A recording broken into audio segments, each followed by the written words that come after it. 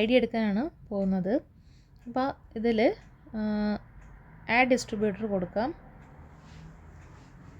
അപ്പോൾ റംഷീന എന്ന് പറയുന്ന ആ കാൻഡിഡേറ്റിൻ്റെ ID നമ്പർ ഓൾറെഡി ഫൂസ്റ്റർ ID ഉണ്ട്, അതുപോലെ തന്നെ അപ്ലൈൻ ID ഉണ്ട്. അത് ഈ ഫൂസ്റ്റർ IDയും അപ്ലൈൻ IDയും ഒന്നായിരിക്കണം. നമ്മൾ ഡയറക്റ്റ് ഒരാളത് എടുക്കുമ്പോൾ ഇതുപോലെ ഇരിക്കും. ഇപ്പോൾ നമ്മൾ താഴെ വന്ന ആൾക്കാർക്ക് നമ്മൾ ID എടുക്കുന്നെങ്കിൽ നമ്മൾ ആരെ താഴെയാണോ ഇടാൻ ആഗ്രഹിക്കുന്നത് അവരെ ഫൂസ്റ്റർ ID ഇടാം, അതുപോലെ തന്നെ അപ്ലൈൻ ID ഇടണം. അപ്ലൈൻ IDയും ഫൂസ്റ്റർ IDയും എപ്പോഴും ഒന്നായിരിക്കണം. ഇനി നമ്മൾ ചെയ്യാൻ പോകുന്നത് കൺട്രിയാണ്. കൺട്രി സെലക്ട് ചെയ്തു. ഇനി പിൻകോഡ് ടൈപ്പ് ചെയ്യണം. നോർമലി ഞങ്ങൾക്ക് നമ്മളിപ്പം വാട്സപ്പിൽ ഒരാളിപ്പോൾ ഒരു ID ഡീറ്റെയിൽസ് തന്ന സമയത്ത് അത് കോപ്പി പേസ്റ്റ് നമ്മൾ ഈ വാട്സപ്പിൻ്റെ ടൈപ്പ് ചെയ്യുന്ന ആ സ്ഥലത്ത് പേസ്റ്റ് ആക്കി വെച്ചിട്ട് കോപ്പി ചെയ്തിട്ട് പേസ്റ്റ് ആക്കി അവിടെ വെക്കുക. അവിടെ നിന്ന് കോപ്പി ചെയ്തിട്ട് ഇങ്ങോട്ട് പേസ്റ്റ് ചെയ്യാൻ പറ്റും. ബട്ട് ഈ ഒരു കേസിൽ ഇപ്പോൾ ഞാനിങ്ങനെ ഒരു വീഡിയോ എടുത്തിട്ട് അപ്ലോഡ് ചെയ്യുന്നൊരു വീഡിയോ ആയതുകൊണ്ട് യൂട്യൂബിൽ നമുക്ക് ആ രീതിയിൽ ചെയ്ത് കഴിഞ്ഞാൽ നമ്മൾ യൂട്യൂബ് എടുക്കില്ല. അതുകൊണ്ടാണ് ടൈപ്പ് ചെയ്യുന്നുള്ളത്. അപ്പോൾ നമുക്ക് ഫാസ്റ്റായിട്ട് ആ രീതിയിൽ മറ്റു രീതിയിൽ ചെയ്യാൻ പറ്റും. ഇതിപ്പോൾ ഞാൻ നോർമലായിട്ട് ചെയ്യണം. ഇത് മിസ്റ്റേക്ക് ഇല്ലാതെ ചെയ്യണം. അത് വളരെ ഇമ്പോർട്ടൻ്റ് ആണ്. KYC ചെയ്യുമ്പോഴും ID എടുക്കുമ്പോഴും. നമ്മൾ പിൻകോഡ് ഇട്ടു. നെക്സ്റ്റ് നമ്മൾ ചെയ്യേണ്ടത് ഫോൺ നമ്പർ ടൈപ്പ് ചെയ്ത് കൊടുക്കുക.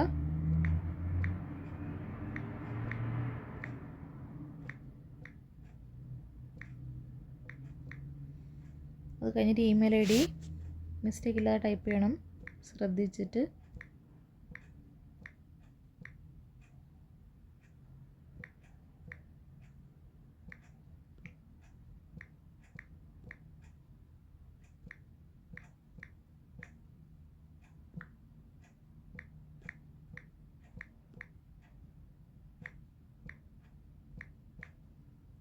ഓക്കെ, ഒന്നുകൂടി ചെക്ക് ചെയ്യുക എന്തെങ്കിലും മിസ്റ്റേക്ക് ഉണ്ടോ എന്ന്.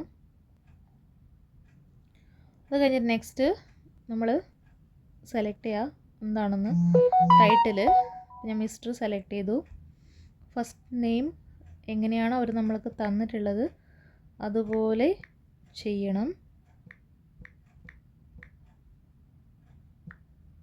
ലാസ്റ്റ് നെയിം, ഇനിയുള്ളത് ഡേറ്റ് ഓഫ് ബർത്ത് ആണ്.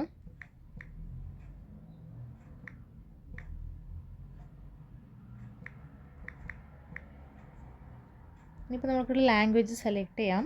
നമുക്ക് ഇംഗ്ലീഷാണ് വേണ്ടത്. അപ്പോൾ അവരെ ആപ്പിൽ അതുപോലെയാണ് അവിടെ റിഫ്ലക്റ്റ് ചെയ്യുക. ഇപ്പം വേറെ ലാംഗ്വേജ് നമ്മൾ സെലക്ട് ചെയ്താൽ ആപ്പിൽ വേറെ ഏതെങ്കിലും ലാംഗ്വേജ് ആയിരിക്കും വരിക. ഇനി ഡിസ്ട്രിബ്യൂട്ടർ ID സെലക്ട് ചെയ്യാം. അത് കഴിഞ്ഞിട്ട് നമ്മളൊന്നുകൂടി ചെക്ക് ചെയ്യുക നമ്മൾ കൊടുത്ത കാര്യങ്ങളൊക്കെ ഓക്കെ ആണോ, എന്തെങ്കിലും മിസ്റ്റേക്ക് ഉണ്ടോ ഒന്നുകൂടി ഡബിൾ ചെക്ക് ചെയ്യണം. അതിന് ശേഷം നമ്മൾ സൈനപ്പ് കൊടുക്കുക.